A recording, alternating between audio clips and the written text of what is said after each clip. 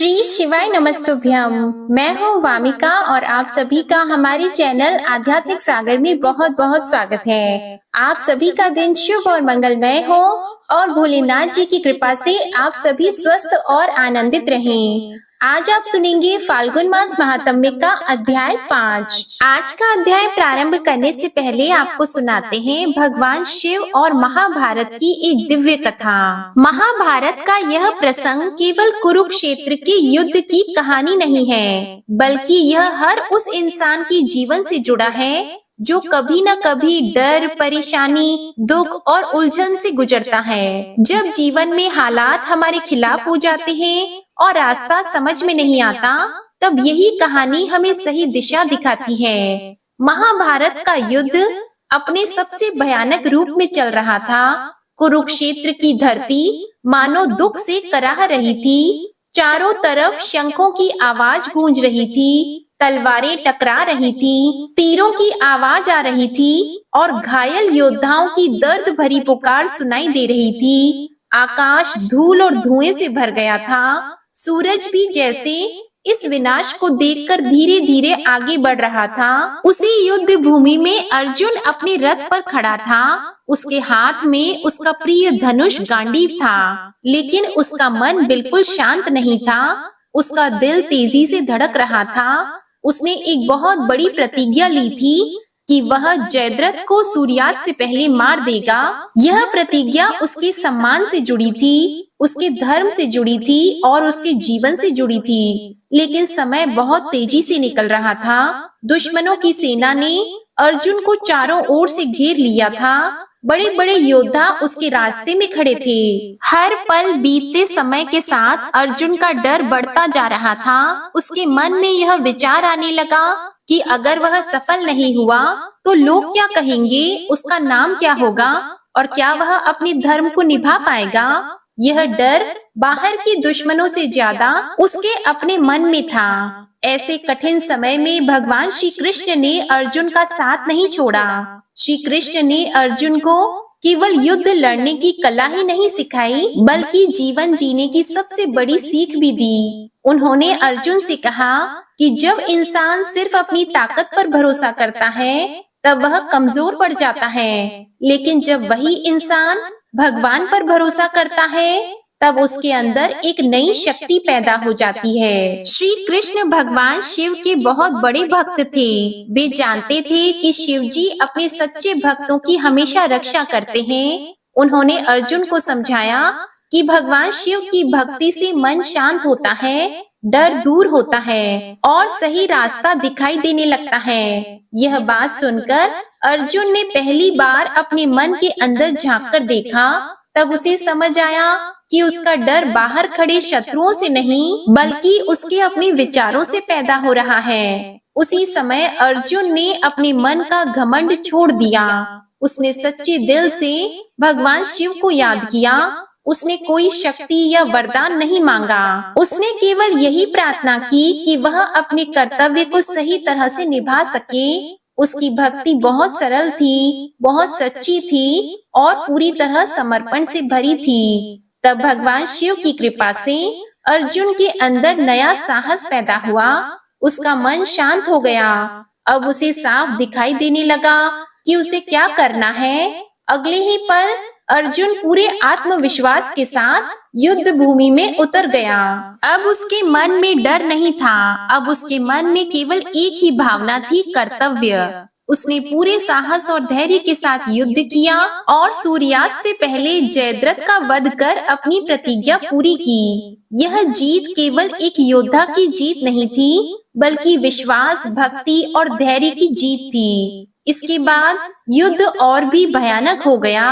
भाई भाई के सामने खड़े थे, मित्र एक दूसरे से लड़ रहे थे और गुरु अपने ही शिष्यों के विरुद्ध युद्ध कर रहे थे। जब गुरु द्रोणाचार्य का वध हुआ, तो यह समाचार उनके पुत्र अश्वत्थामा के लिए बहुत बड़ा आघात था। वह इस दुख को सहन नहीं कर सका। उसका दुख धीरे धीरे गुस्से में बदल गया और गुस्से में आकर उसने सही और गलत का फर्क करना छोड़ दिया था। वह केवल बदला लेना चाहता था। उसी गुस्से में उसने नारायण अस्त्र नाम के बहुत ही भयानक अस्त्र का प्रयोग कर दिया। तब इस अस्त्र के चलते आकाश लाल दिखाई देने लगा और धरती तपने लगी। चारों ओर डर और हाहाकार मच गया।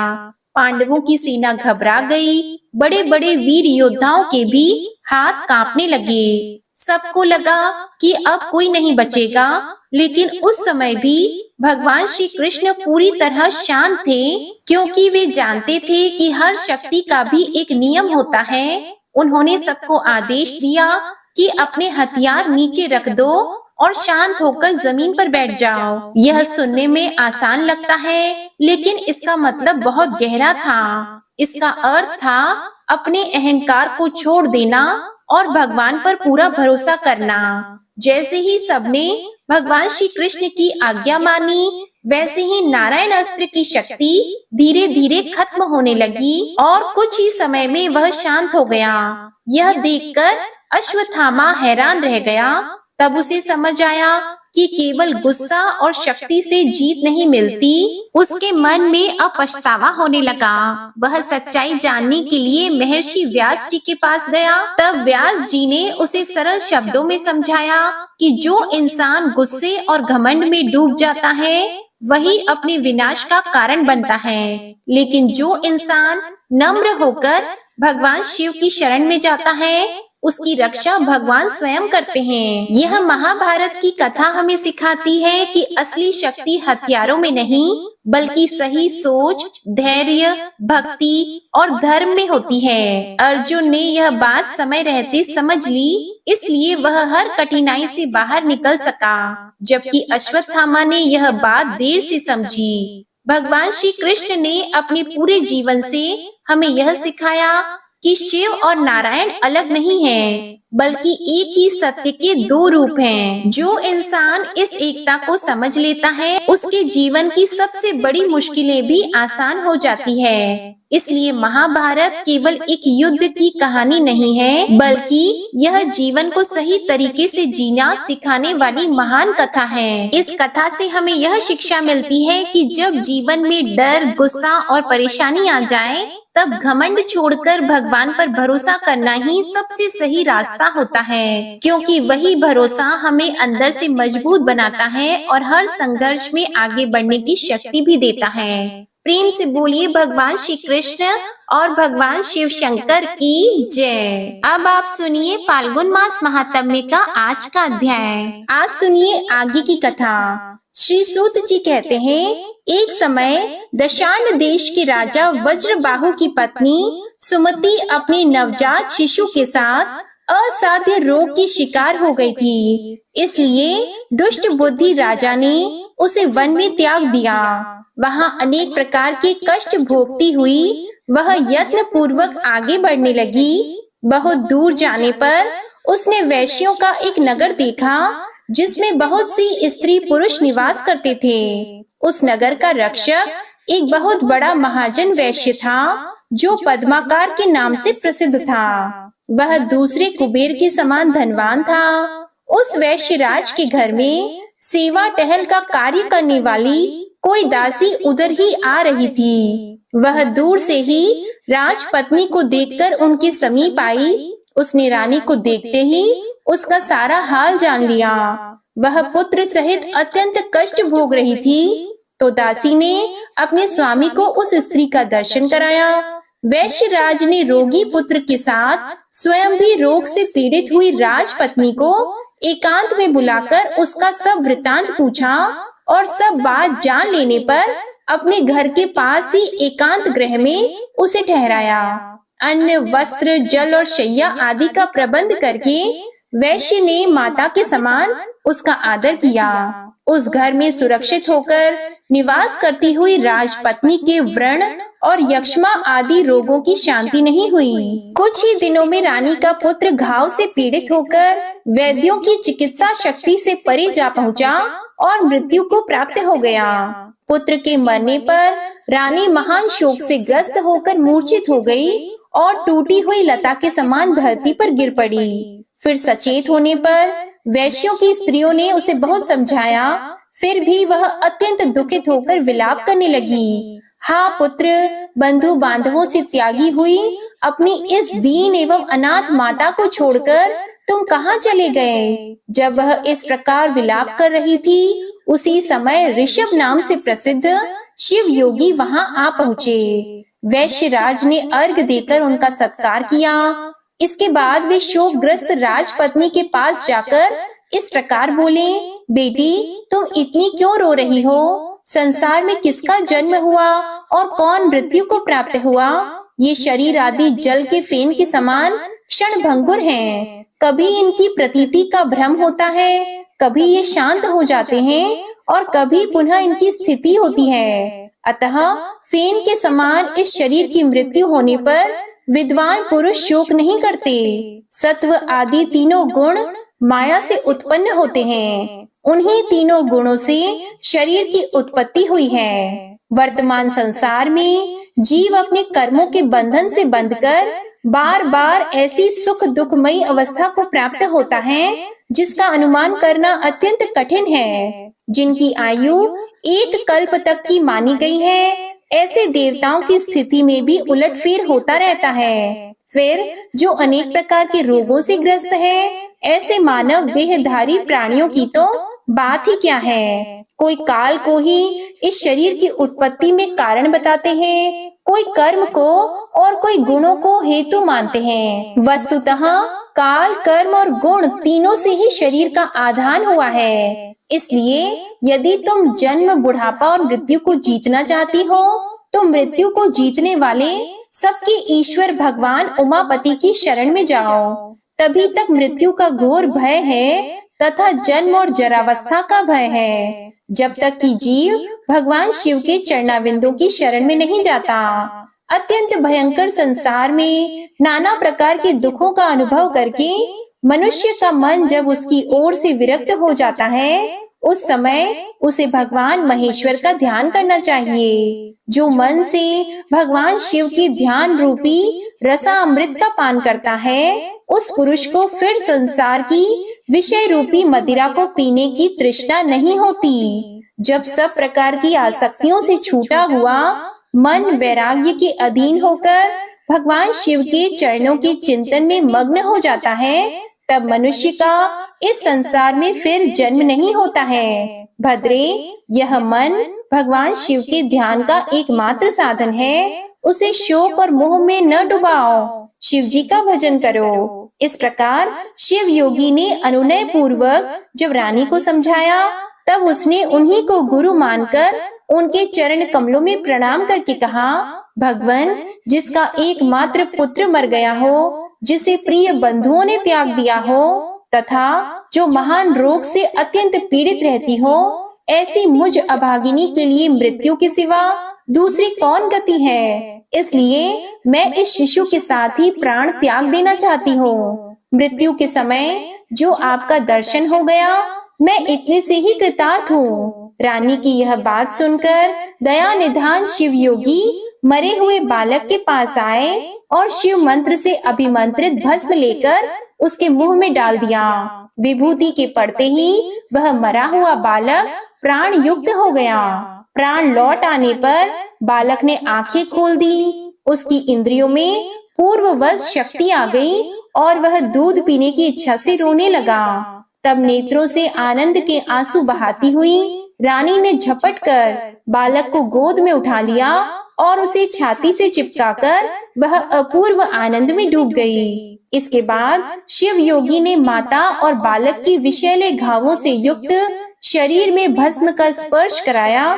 इससे उन दोनों के शरीर दिव्य हो गए। उन्होंने देवताओं के समान कांतिमान स्वरूप धारण कर लिया। इसके बाद ऋषभ ने रानी से कहा, बेटी, तुम दीर्घ काल तक जीवित रहो। जब तक इस संसार में जीवित रहोगी, तब तक वृद्धावस्था तुम्हारा स्पर्श नहीं कर सकेगी। साध्वी, तुम्हारा यह पुत्र लोक में भद्रायु नाम से विख्यात होगा और अपना राज्य प्राप्त कर लेगा। तब तक तुम इन्हीं वैश्यराज के घर में निवास करो, जब तक कि तुम्हारा पुत्र पूर्ण विद्वान न हो जाए। इस प्रकार ऋषभ योगी ने भस्म की शक्ति से मरे हुए राजकुमार को जीवित करके अपने अभीष्ट स्थान को प्रस्थान किया भद्रायु उन्हीं वैश्यराज के घर में बढ़ने लगा। वैश्य के भी सुनय नाम का एक पुत्र था जो राजकुमार का सखा हुआ। राजकुमार और वैश्य कुमार दोनों परस्पर बड़ा स्नेह रखते थे। वैश्यराज ने विद्वान ब्राह्मणों के द्वारा राजकुमार और अपने पुत्र का भी संस्कार विस्तार पूर्वक करवाया। समय पर उपनयन संस्कार हो जाने के बाद दोनों बालकों ने गुरु सेवा में तत्पर होकर विनय पूर्वक संपूर्ण विद्याओं का संग्रह किया। इसके बाद जब राजकुमार का 16वां वर्ष लगा तब वे ही ऋषि योगी पुनः वैश्यराज के घर आए। रानी और राजकुमार ने बड़े हर्ष के साथ उनको बार बार प्रणाम करके उनकी यथा योग्य पूजा की। उन दोनों से पूजित होने पर योगीश्वर शिव योगी ने कहा, बेटा तुम कुशल से तो हो ना? तुम्हारी माता को भी कोई कष्ट तो नहीं है? क्या तुमने सब विद्याओं का अध्ययन कर लिया? गुरुजनों की सेवा में सदा संलग्न रहते हो ना? वत्स, क्या मुझ प्राण दाता गुरु का कभी स्मरण करते हो? तब योगीश्वर ऋषभ के ऐसा कहते समय विनयशीला रानी ने अपने पुत्र को उनके चरणों में डाल दिया और कहा, गुरुदेव यह आपका ही पुत्र है, आप ही इसके प्राणदाता पिता हैं। आप दया करके अपने इस शिष्य को अनुग्रहित करें और इसे सत्पुरुषों के उत्तम मार्ग शुभ कर्म का उपदेश दें। रानी के द्वारा इस प्रकार प्रसन्न कराए जाने पर परम बुद्धिमान शिव योगी ने राजकुमार को सन्मार्ग का उपदेश दिया। तब ऋषभ बोले, वेद स्मृति और पुराणों में जिसका उपदेश किया गया है वही सनातन धर्म है। सब लोगों को चाहिए कि अपने अपने वर्ण और आश्रम के अनुसार सदा शास्त्रोक्त धर्म का सेवन करें। वत्स, तुम सदा सत्पुरुषों के मार्ग पर चलो, उत्तम आचार का ही पालन करो, देवताओं की आज्ञा का कभी उल्लंघन न करो, देवताओं की अवहेलना भी न करो, गौ देवता गुरु और ब्राह्मण के प्रति सदा भक्ति भाव रखो। अतिथि के रूप में चांडाल भी अपने घर आ जाए तो सदा उसका सत्कार करो। अपने प्राणों पर संकट आ जाए तो भी सत्य का परित्याग न करो। महाबाहो, पराये धन की, पराई स्त्री की, देवता तथा ब्राह्मण की वस्तुओं की और अत्यंत दुर्लभ पदार्थों की भी तृष्णा त्याग दो। महामते, सदा उत्तम कथा, उत्तम आचार, उत्तम व्रत, सत्पुरुषों के आगमन तथा धर्म आदि के संग्रह की ही इच्छा करो। स्नान, जप, होम, स्वाध्याय, पितृ तर्पण, गौ पूजा, देव पूजा और अतिथि पूजा में कभी आलस्य को पास नहीं आने दो। क्रोध, द्वेष, भय, शठता, चुगली, कुटिलता, दंभ और उद्योग का यत्न पूर्वक त्याग करो। अकारण वैर, व्यर्थ की बकवास और दूसरों की निंदा छोड़ दो। अधिक भोजन, अधिक परिश्रम, अधिक बातचीत और अधिक खेलकूद तथा क्रीड़ा विलास को सदा के लिए छोड़ दो। ब्रह्म मुहूर्त में उठकर भली भांति आचमन करके तुम पहले अपने गुरुजी को प्रणाम करो। इसके बाद उमापति भगवान शिव का ध्यान करके लक्ष्मीपति नारायण, ब्रह्मा, गणेश, स्कंद, कात्यायनी देवी, महालक्ष्मी, सरस्वती, इंद्र आदि लोकपाल तथा पवित्र यश वाले महर्षियों का चिंतन करो। उसके बाद उदय काल में सदा भगवान सूर्य को प्रणाम करो। गंध, पुष्प, तांबूल, शाक और पके हुए फल आदि भक्ष्य भोज्य प्रिय एवं नूतन पदार्थ पहले भगवान शिव को अर्पण करके फिर प्रसाद रूप से उसका उपभोग करो। जो कुछ दान, सत्कर्म, जप, स्नान, होम, चिंतन तथा तप तुम्हारे द्वारा किया जाए वह सब भगवान शिव को समर्पित कर दो। खाते, पाठ करते, सोते, घूमते, देखते, सुनते, बोलते और ग्रहण करते समय सदा भगवान शिव का ही चिंतन करो। प्रतिदिन मंत्र राज, पंचाक्षर का जप और ध्यान करते हुए सदा भगवान सदाशिव के चरणों में अपने मन को रमाते रहो। वत्स, यह संक्षेप से तुम्हारे लिए धर्म का उपदेश किया गया है। इसके बाद ऋषभ शिव योगी कहते हैं, हे भद्रायु, पवित्र स्थान में यथा योग्य आसन बिछाकर बैठे, इंद्रियों को अपने वश में करके प्राणायाम पूर्वक अविनाशी भगवान शिव का चिंतन करें। परमानंदमय भगवान महेश्वर हृदय कमल के भीतर की कर्णिका में विराजमान हैं। उन्होंने अपने तेज से आकाश मंडल को व्याप्त कर रखा है। वे इंद्रियातीत, सूक्ष्म, अनंत एवं सबके आदि कारण हैं। इस प्रकार ध्यान के द्वारा समस्त कर्म बंधन का नाश करके चिरकाल तक चिदानंदमय भगवान सदाशिव में अपने मन को लगाए रहे। फिर षडक्षर न्यास के द्वारा अपने मन को एकाग्र करके मनुष्य शिव कवच के द्वारा अपनी रक्षा करे। ऐसा कहकर ऋषभ योगी ने उस राजकुमार को बड़ी भारी आवाज करने वाला एक शंख तथा शत्रुओं का नाश करने वाला एक खड्ग दिया। फिर भस्म को अभिमंत्रित करके राजकुमार के सब अंगों में लगाया और उसे 12,000 हाथियों का बल प्रदान किया।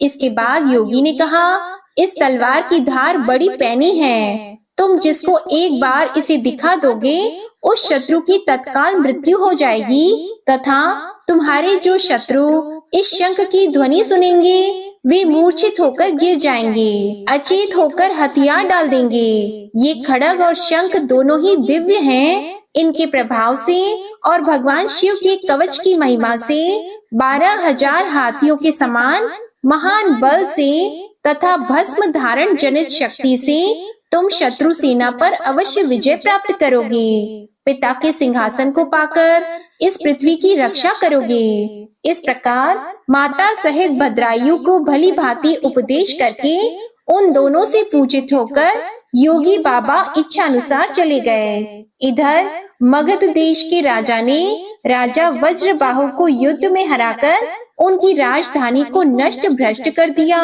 उनकी स्त्रियों और गोधन आदि को हर लिया और वज्रबाहु को भी बलपूर्वक बांधकर रथ पर बैठाकर वे शत्रु लोग अपने नगर को ले गए। इस प्रकार राष्ट्र के विनाश का भयंकर कोलाहल होने पर बलवान राजकुमार भद्रायु ने भी यह समाचार सुना कि शत्रुओं ने मेरे पिता को बांध लिया है, मेरी माताओं को भी हर लिया और दशार्ण देश का राज्य नष्ट कर दिया है। यह सुनकर राजकुमार भद्रायु सिंह की भांति गर्जना करने लगा। उसने शंख और खड्ग ले लिए, कवच पहना और घोड़े पर सवार होकर वह शत्रुओं को जीतने की इच्छा से बड़े वेग से उस स्थान पर आया जहां मागध सेना भरी हुई थी। राजकुमार शीघ्र ही शत्रुओं की सेना में घुस गया और धनुष को कान तक खींचकर बाणों की वर्षा करने लगा। राजपुत्र के बाणों की मार खाकर शत्रु भी उस पर टूट पड़े और बड़े वेग से भयंकर बाणों द्वारा उसे घायल करने लगे।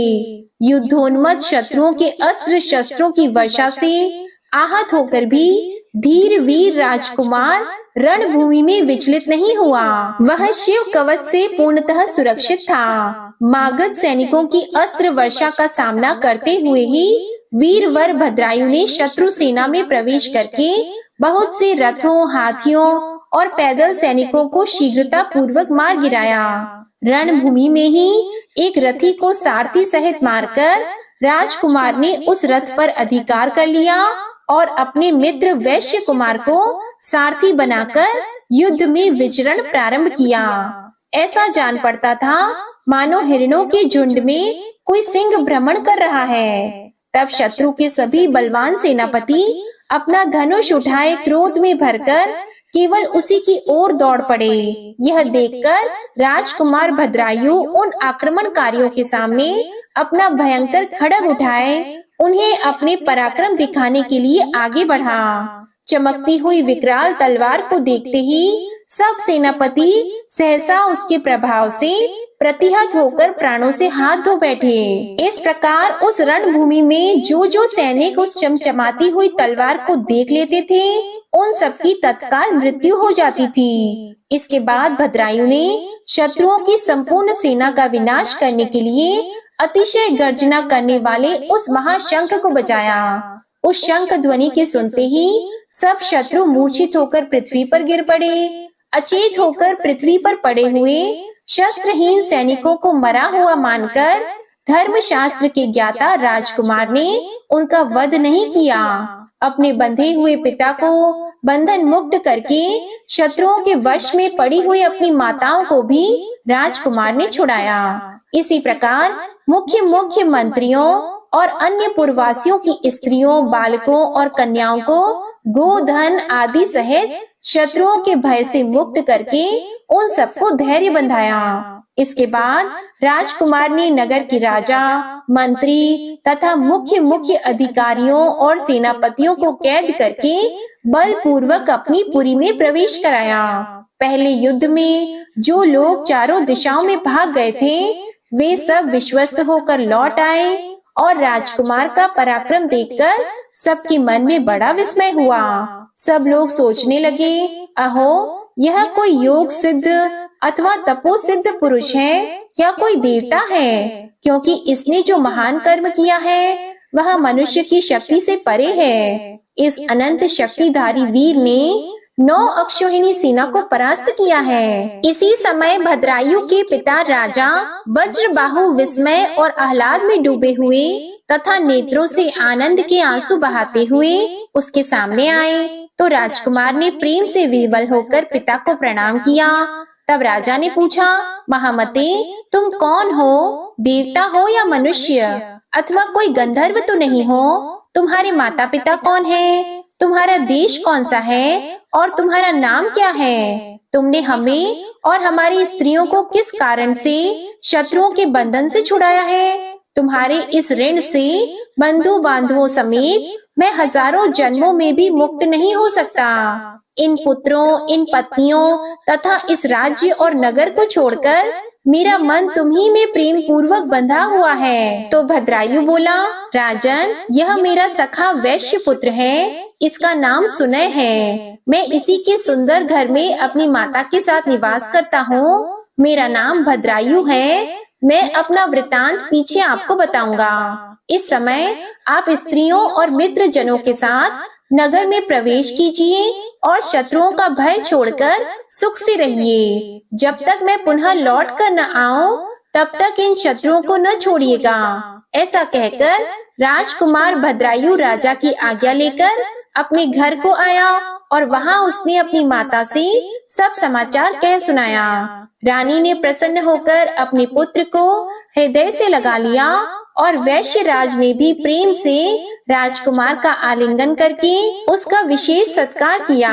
इधर महाराज वज्रबाहु स्त्री, पुत्र और मंत्रियों के साथ अपने राजमहल में प्रवेश करके बहुत प्रसन्न हुए।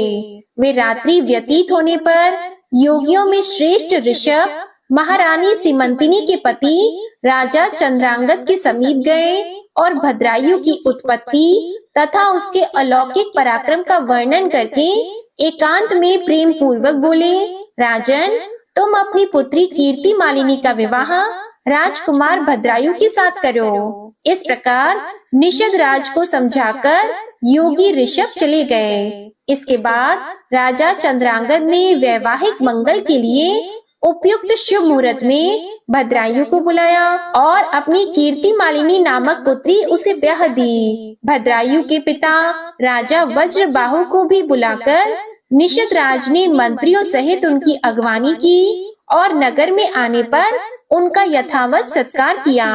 वज्रबाहु ने देखा शत्रुओं का नाश करने वाला भद्रायु विवाह करके मेरे चरणों में प्रणाम कर रहा है। तब उन्होंने बड़े प्रेम और हर्ष से उठाकर उसे हृदय से लगा लिया तथा निषद राज से कहा, चंद्रांगद जी आपका यह दामाद बड़ा बलवान है। मैं इसके वंश और जन्म का यथार्थ परिचय सुनना चाहता हूँ। उनके इस प्रकार पूछने पर निषद राज ने उनसे एकांत में मिलकर हंसते हुए कहा, महाराज यह आपका ही पुत्र है। शैशव काल में यह रोग से पीड़ित था और इसकी माता भी रोग से व्याकुल रहती थी। अतः आपने माता सहित इस बालक को वन में त्याग दिया था।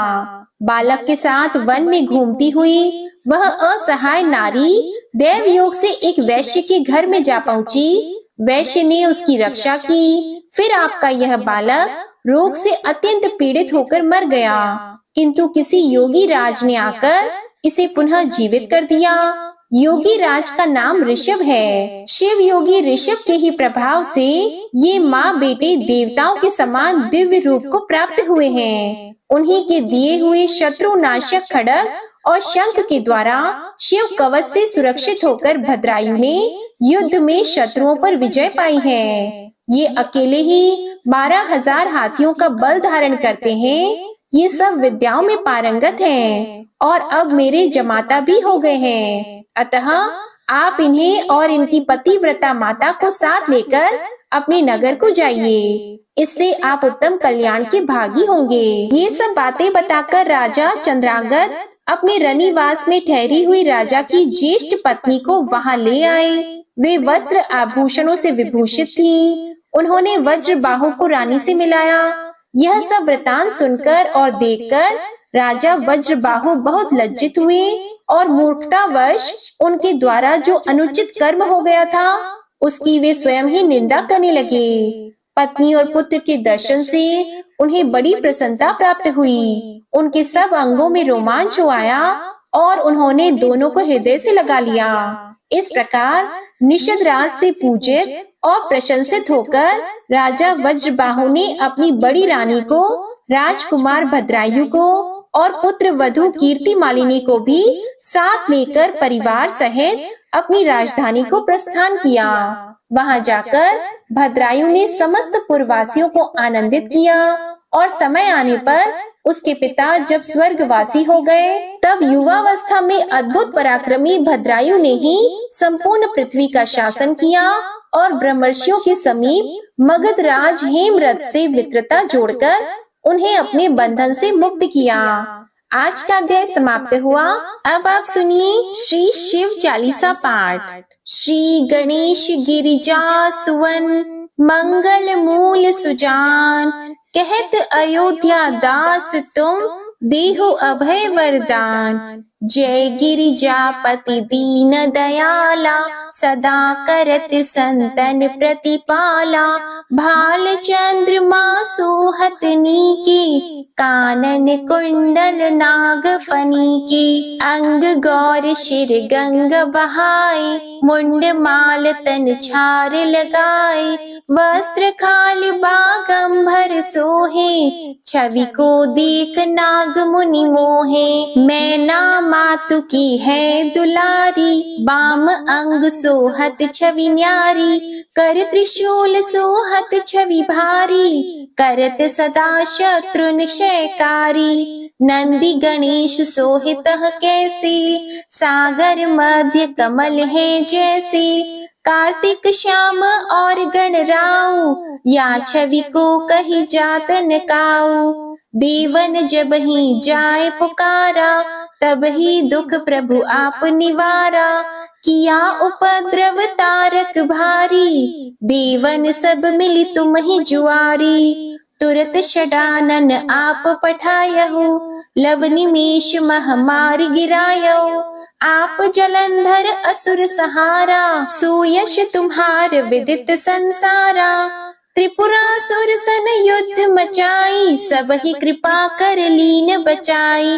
किया तपहि भागीरथ भारी, पूरब प्रतिज्ञा तसु पुरारी। दानिन मह तुम सम को नाही, सेवक स्तुति करत सदाही। वेद नाम महिमा तव गाई, अकथ अनादि भेद नहीं पाई। प्रगट उदधि मंथन में ज्वाला, जरे सुरासुर भय विहाला। कीन्ह दया तह करी सहाई, नीलकंठ तब नाम कहाई। पूजन रामचंद्र जब कीन्हा, जीत के लंक विभीषण दीन्हा। सहस कमल में हो रहे धारी, कीन्ह परीक्षा तब ही पुरारी। एक कमल प्रभु राखे जोई, कमल नयन पूजन चह सोई। कठिन भक्ति देखी प्रभु शंकर, भय प्रसन्न दिए इच्छित वर। जय जय जय अनंत अविनाशी, करत कृपा सबके घटवासी। दुष्ट सकल नित मोहि सतावे, भ्रमत रहे मोहि चैन न आवे। त्राहि त्राहि मैं नाथ पुकारो, यही अवसर मोहि आन उबारो। ले त्रिशूल शत्रुन को मारो, संकट से मोहि आन उबारो। मातु पिता भ्राता सब कोई, संकट में पूछत नहीं कोई। स्वामी एक है आस तुम्हारी, आया हरहु अब संकट भारी। धन निर्धन को देत सदा ही, जो कोई जाची वो फल पाही। अस्तुति के ही विधि करो तुम्हारी, क्षमहु नाथ अब चूक हमारी। शंकर हो संकट के नाशन, मंगल कारण विघ्न विनाशन। योगी यति मुनि ध्यान लगावी, नारद शारद शीश नवावी। नमो नमो जय नमो शिवाय, सुर ब्रह्मादिक पारन पाए। जो यह पाठ करे मन लाई, तापार होत है शंभु सहाय। ऋण के हो जो कोई अधिकारी, पाठ करे सो पावन हारी। पुत्रहीन कर इच्छा कोई, निश्चय शिव प्रसाद तेहि होई। पंडित त्रयोदशी को लावे, ध्यान पूर्वक होम करावे। त्रयोदशी व्रत करे हमेशा, तन नहीं ताकि रहे कलेशा।